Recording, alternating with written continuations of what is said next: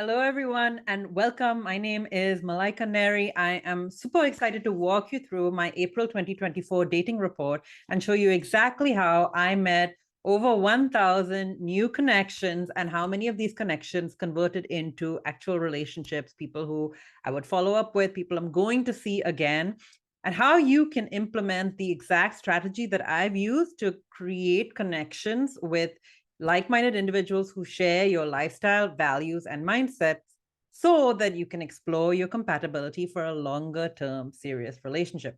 And as promised, you can use this exact approach not just to meet a husband material man, someone with whom you can pursue a romantic connection, but also to make new best friends, which is exactly what I did this past month. Now, in today's video, I'm going to be sharing with you the specific numbers, how many of these connections converted into relationships, how many actual one-on-one conversations I had to pursue, and how much effort, how many events did I need to attend in order to create these conversions or people who would actually become a part of my life after our first meeting. What I'm going to do is share my screen with you, walk through the report step by step. And along the way, I'm going to mention how I decided which events to attend, because all of these connections were people who I met 100% organically. There were no apps involved, no dating apps, no other connection apps, not LinkedIn, nothing. And I also want to share with you how I knew before I attended any of these events exactly who I was going to meet, who I was going to connect with, and how I was going to follow up with them after the event. This is a little mentioned fact about meeting the right people. Powerful networkers know exactly who they're going to meet long before they have even left the house. And that is what I want for you. In order to know who you're going to meet at an event, we want to get really clear on what I call your ideal partner profile, which is a one-page description of your perfect match, someone who is a match to your lifestyle, values, and mindset, because we have sat down and made that ideal partner profile from the comfort of your bedroom. You don't actually need to go anywhere in order to make that ideal partner profile. And this is what I teach my students how to do. I'm happy to show you how to do that as well, so that as I share in today's video, you can be virtually assured that you're going to meet your perfect matches every time you go to a live in-person event.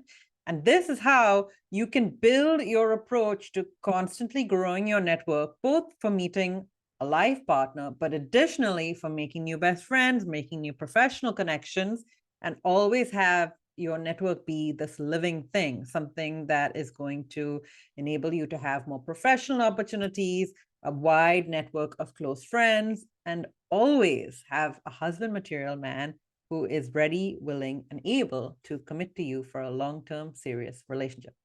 Without further ado, let's get started.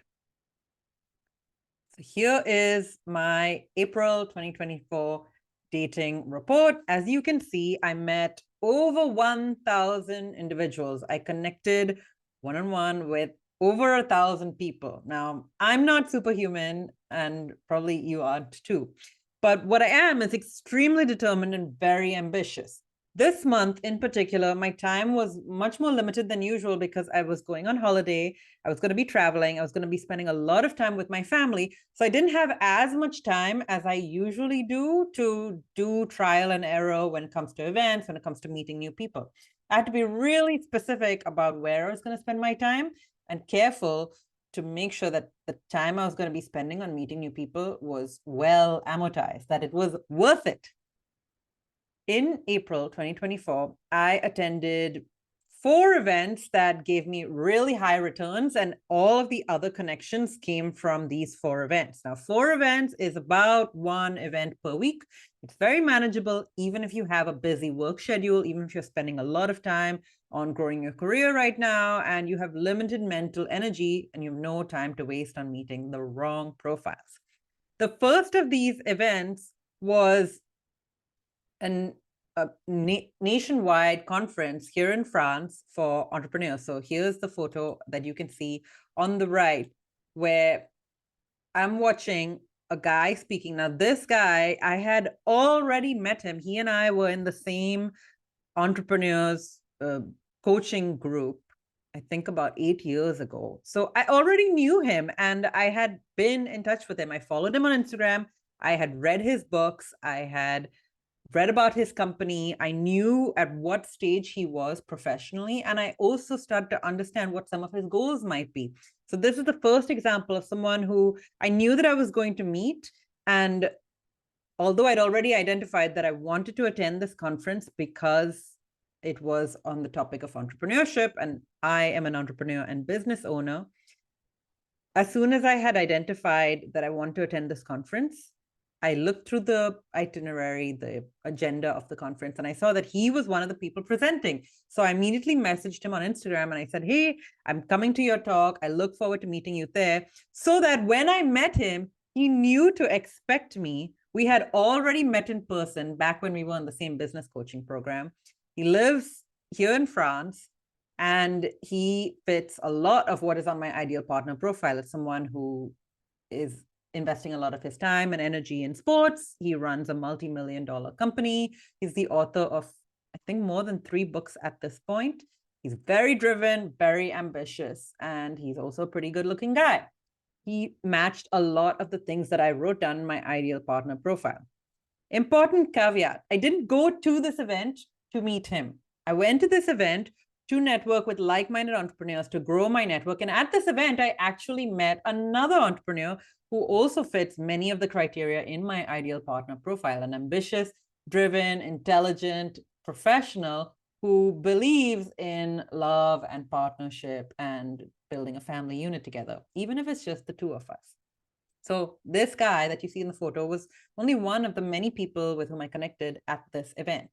However, I knew that I wanted to connect with him no matter what. And this is lesson number 1. When you have a really clear, solid, ideal partner profile, you can predict who you're going to meet. The next event that I attended was a private event hosted by New York Times bestselling author Garance Doré. She's a French blogger turned entrepreneur, businesswoman. She's just launched a skincare brand. And that's the photo you can see on the left.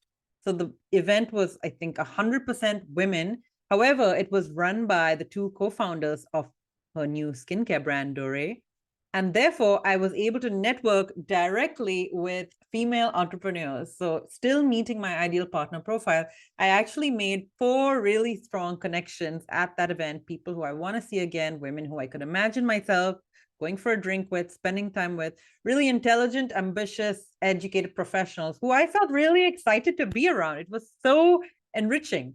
And that is lesson number 2, is that your goal when you're going to live in-person events is not just to look for the cutest, most handsome single man available. It's to grow your network through investing more deeply in things that you already love. I'm hugely passionate about entrepreneurship. I'm obsessed with good skincare.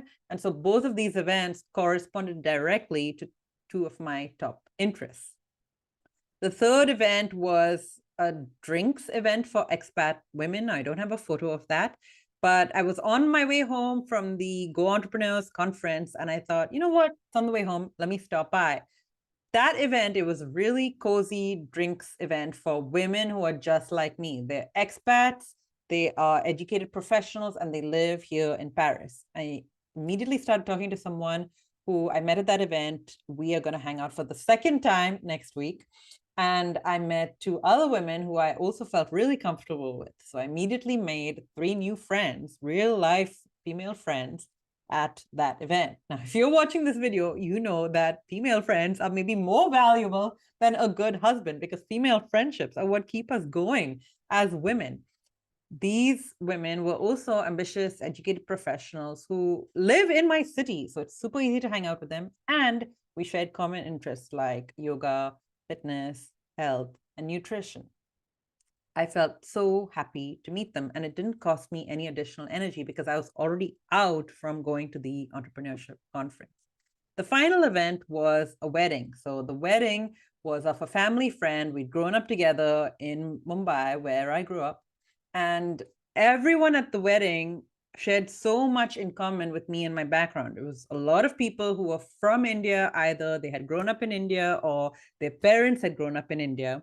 Many of them had studied in the US at really good universities. They had invested a lot of their time and money and energy in their education, and they were all super ambitious professionals. I think most importantly, the part about the wedding and everyone there is that everyone was just really nice and down to earth. This is a huge criteria on my ideal partner profile. I want to be around people who are actually nice. And that was why I could list this wedding and the 100 people who were at the wedding as part of my connections, is because they were people who I genuinely liked. I felt comfortable around them. I felt safe. I felt like I could be myself. And no one asked me, hey, so what do you do? How much money do you make? Those kind of questions. They were just there to get to know me. They said things like, where do you live? What are some of your hobbies? What are your favorite restaurants in Paris? And that was how I started to see them as the right connections for me, people who wanted to get to know me for me. Now let's dive a little more deeply into how I made these connections and how the numbers matched up. As you can see, the vast majority of my connections came from these live in-person events. I would say almost 100% came from attending these 3 live events, which all happened within 2 days, by the way. So you don't need to spend your entire month attending events. You can just smash them into 2 days of the month when you actually have some time, or you want to dedicate the time because the event has such a high level of correspondence to your passions or interests. So my interests were hugely matched at these 2 events. And of course, at the wedding, I knew a lot of people who were at the wedding. And I also knew, because I knew who was going to be at that wedding, I could plan who I wanted to spend more time talking to and focus my precious time at the wedding. The wedding was only 3 days. It's short for an Indian wedding. And so I could use that specific time that I had to actually say, okay, these are the individuals I want to speak to. I emailed them before I went to the wedding, or I don't know if I had their email addresses, but I sent them a message on Facebook or Instagram. I said, hey, are you going to be at this wedding? Hope we can meet there. Looking forward to meet you. XOXO Malaika. That's it. Super simple message. So whether or not they saw the message, if they saw the message, they knew that I was going to be there. And even if they didn't see the message, we knew each other, even if we hadn't met in person, because we were in that same network. And so it was much easier to build a connection with people who are already aware that you exist on planet Earth. This was the case for almost all of the events that I attended this month, including the private event hosted by Garance Doré, the New York Times bestselling author. I've met her before at another event she organized. I've met her co-founder before. So many of these people who I'd met, I was just reinforcing a connection by showing my face in person. Showing your face is always going to be way more powerful than any Zoom meeting. I love Zoom meetings. I love sitting at home in my pajamas and not having to get dressed up, not having to put on makeup. But the power of meeting people at these live in-person events cannot be understated. And as you'll see, I'm regularly part of a yoga studio. I go there every single day. I have a pretty good community now. Everyone knows my face. I'm also in a business mastermind. And I also actively try to meet people through my personal network. But as you can see on this list, I met like 20 people, 30 people through these 3 things, even though I'm dedicating time every single week to them, because they're such low leverage activities. Whereas live in-person events, especially if it's something like a wedding where you already know people who might be there, or they're part of the same profile that you are, they're much higher leverage activities. Lesson number 3 from today's video, you want to focus on high leverage activities, which are almost always going to be live in-person events, then low leverage activities such as yoga or going to the gym. I mean, most people are coming to yoga class for their mental health. They are not coming to yoga class to expand their network. So the intention of the attendees is very different than my intention, which is to grow my network. Out of these 1,245 new connections, I only initiated 113 one-on-one conversations. So it means that I said hello and was introduced to a lot of these individuals, or introduced myself. But in terms of pursuing a longer one-on-one conversation, I only did that with just over 100 people. We all know your time is limited, your energy is limited, and There are some times of the month where I just don't feel like trying that hard. I just want to be at home. I'm feeling a little more introverted. I don't have that much energy. I'd really just rather read my book, maybe scroll on Instagram a bit. So I conserve the energy that I have for conversations with people who I know are going to match me. How do I know that? Because they match my ideal partner profile, which I've already created. So if something is not on my ideal partner profile, they live too far, they do something that is the opposite of what I've written, I just do not pursue a further connection with them. So one example is investing in their health and fitness. It's a huge value of mine. I go to the gym or to yoga every single day. I'm super careful about my diet. I try to drink enough water. I do not hang out with smokers at all. And so I know that if I'm going to bring someone new into my life, they need to share this value. Otherwise, a relationship is just not going to work out long term. So when I met people who did not match this value in a very obvious way, either they didn't talk about their gym or yoga practice, or their skin looked awful, or they just were obviously not invested in their health and fitness, I said, okay, you know what? This person is a perfect child of God, but they are not a match for me right now. And I said, lovely to meet you. Bye bye.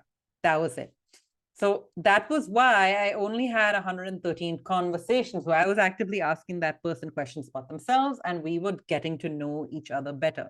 These are pretty standard numbers. You are going to need to make a lot of connections, be in places where you're exposed to a vast number of people in order to whittle down to that smaller number. And out of this, only 5 guys asked for my number. So this number is never going to be huge of people who want to see you again, who want to build a relationship with you.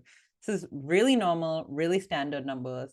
Even though I feel like I have good skin, I look after my health, I work on my self-confidence and mental health every day. I feel good about myself. But the fact that only 5 guys out of 1,000 connections or 1,200 connections reach out to me for my number is in no way a reflection on myself and just a fact of the market. You're not going to be a match to the vast majority of people, and that is okay. In fact, it's a really good thing. It just means that you are careful about your time, you have limited energy, and you want to be really particular about how you spend your precious free time, making sure you spend it with the right people. However, the same number of women asked for my number or my Instagram to connect with me further. So you can see that this is not a gender issue. It's just a standard fact in terms of how the market works in building long-term connections. And out of these 11 people who asked for my contact information, I'm going to see about 4 again. I think more realistically, that number is 2 or 3 people who I'm really going to see again and actively build a relationship with, people I want to invest in, people I want to have in my life a year from now. So that's 2 people out of meeting 1,245 connections. So from this number of over 1,000 connections, I have only built a relationship with realistically 2 to 3 people. You can see this is a numbers game. It is not about you and how you look and how much weight you've lost or gained or how you're feeling introverted or extroverted this month. These are very standard numbers that tend to be true no matter what else is going on in my life. Now let's go a little further into the details about why these numbers are this way and what you can do if you'd like to repeat these kind of results in your own personal life. So part of what I did in the month of April is that I went on a cycling trip. Now, going on the cycling trip, it was so exciting for me. I have previously ridden my bike from Alaska to Argentina. That was already 6 years ago now. And so since then, I haven't done any long bike trips. This was the first one I was doing. I was doing it by myself. I had a new bike for it. And I was so excited the entire time just to go on this bike trip. So while I was on the trip, so many people talked to me, as you can see up here. I met 70 new people, in combination of the people I met at my accommodation, plus the people I met who just talked to me on the road, plus people I met at the restaurants I stopped along the way. But I think I was just so excited about the trip that energy translated every time I met a new person. I gave off this vibe of being excited and having projects and plans for myself. The plans had nothing to do with anyone else. This was a solo bike ride. So that was something that I learned, is that you need to always have your own projects going on. Guys are attracted to a woman who's got her own passions. When I worked directly with men, this is the number one thing they told me constantly. I want to meet a woman who is passionate, who's got her own passions, her own hobbies, her own interests, her own life. The second thing that I did is that I went to the gym or yoga every single day, even when I was exhausted, even when I was tired, even when I'd slept just a few hours or I was jet lagged. I went to the gym, and this commitment to going to the gym, investing in my health, even if I didn't do much at the gym, I'd make sure I went. It definitely gave me more energy, and it made me a more dynamic, a more active and awake person, which I think also invited in the right energy for me. And the last thing that I did, number 3, is that I was really, really careful about my diet, even though I was attending a wedding that had really delicious food, Indian food and desserts, even though I was visiting my family. And of course, they wanted to spoil me and cook me lots of delicious food. I was really careful. I'm currently doing the carnivore diet, which is just high protein, high fat, no sugar, no carbs, no alcohol. I stuck to this diet the entire month. It was not that hard because I've been doing this diet now for 9 months. So I'm used to it, and my body is already in a state of ketosis.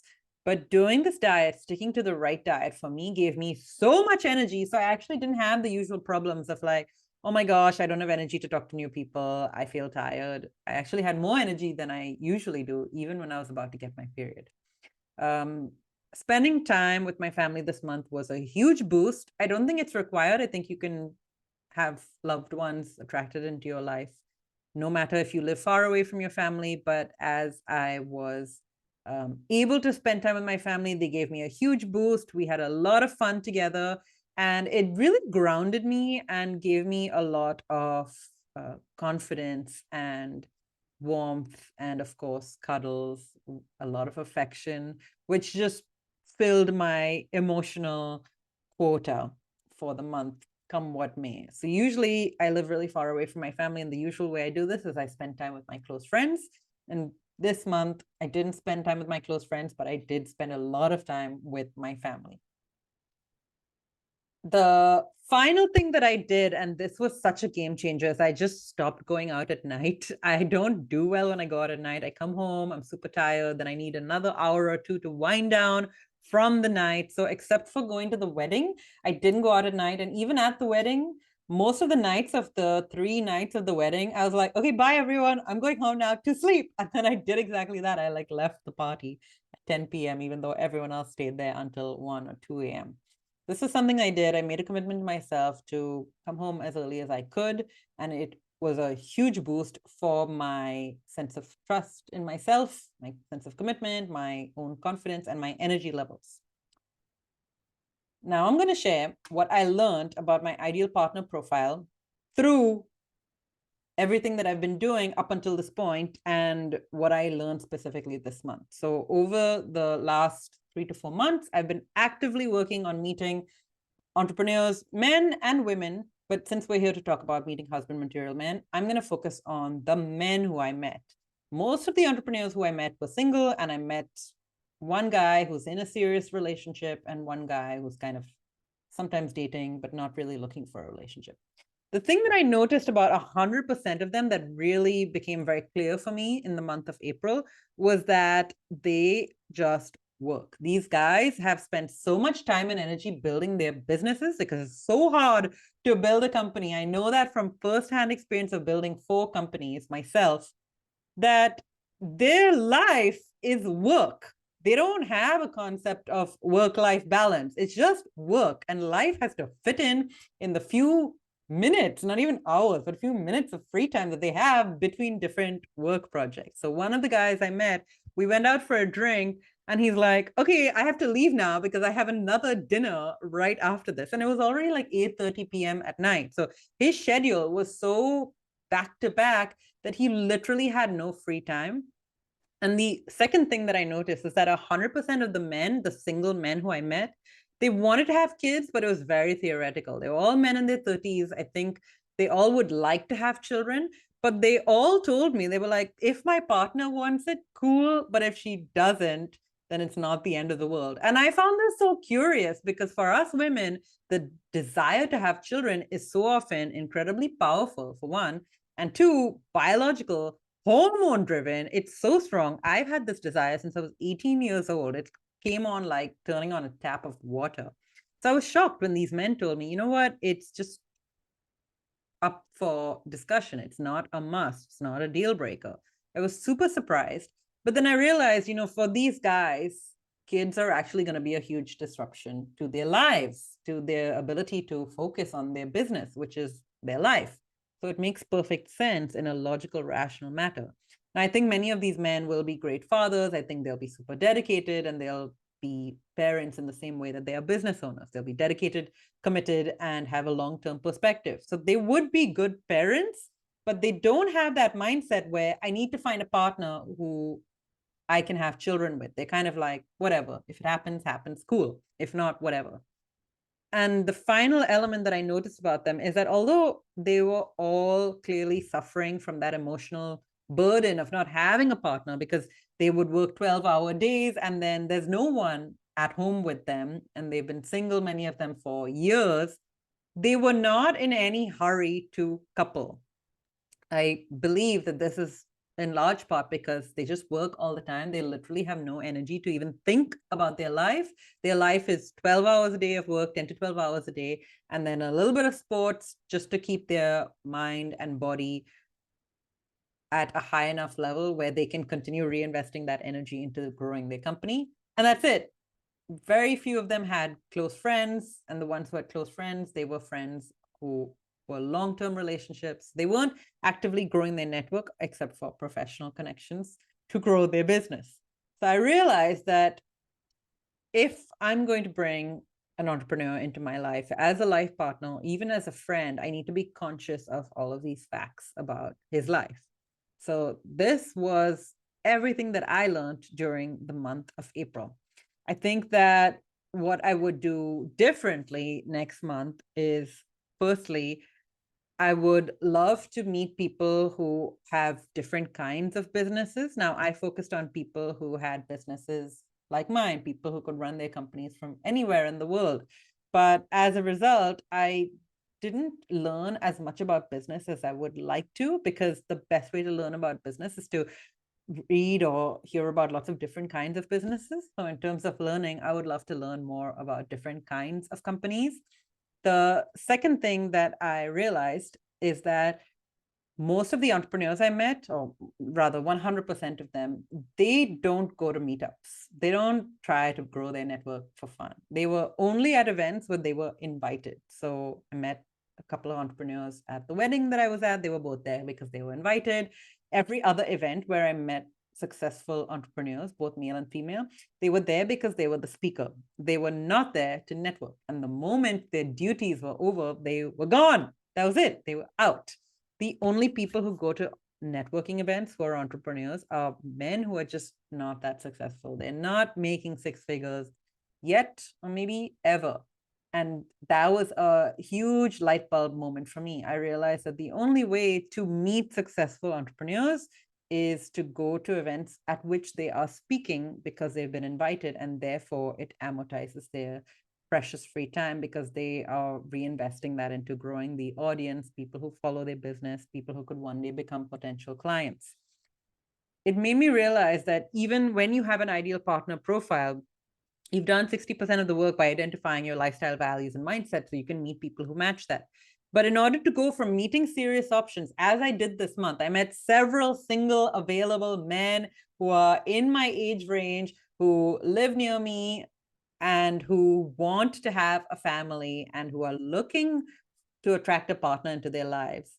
I realized that that final 30 to 40% of the work where you actually can start a relationship with someone where they see you as wife material and you see them as potential husband material requires you to have a really deep and nuanced understanding of their life, which you can actually do without leaving your house. You can do that with Google. So this is something that I'm doing now, is I'm learning a lot more about what the lifestyle of these guys is actually like on a day-to-day basis, reading the books they read, listening to the podcasts they listen to, and thinking about what are their problems, what are the things that are front of their mind when they wake up every morning, And the more that I understand the answers to these kind of questions, the more that I can add value to their lives in terms of being an important individual and a top priority in their lives. I hope that this video has been useful to you. If it has, please like and subscribe. And I'm looking forward to seeing you back here next month to share my May dating report.